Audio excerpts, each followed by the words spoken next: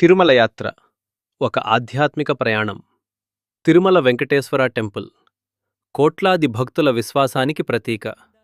ప్రతిరోజు వేలాది మంది గోవింద గోవింద అనే నామస్మరణతో ఈ పవిత్ర క్షేత్రాన్ని దర్శించేందుకు వస్తుంటారు. ప్రారంభం తెల్లవారుజామున.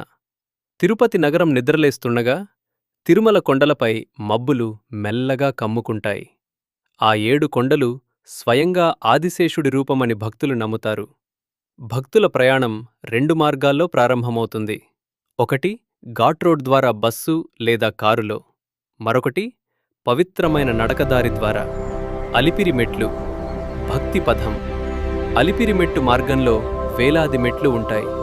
ప్రతి మెట్టుపై గోవింద అని జపిస్తూ భక్తులు తమ ప్రయాణాన్ని కొనసాగిస్తారు. కొంతమంది తమ కోరికల కోసం, మరికొందరు కృతజ్ఞతతో, ఇంకొందరు మనశ్శాంతి కోసం ఈ మెట్లు ఎక్కుతారు. పాదయాత్రలో కనిపించే అడవులు, కొండలు, గంటల శబ్దం ఇవన్నీ భక్తిలో ముంచెత్తుతాయి. తిరుమల చేరిక కొండలపైకి చేరుకున్న తర్వాత చల్లని గాలి భక్తుల అలసటను పోగొడుతుంది. అక్కడ ప్రతి మూలలోనూ భక్తి కనిపిస్తుంది. లడ్డూ ప్రసాదం వాసన, వేద మంత్రాల ధ్వని, అన్నదానం చేసే సేవకులు ఇవి అన్నీ కలిసి తిరుమలని ఒక దివ్య లోకంలా మార్చేస్తాయి. ఆలయ విశిష్టత.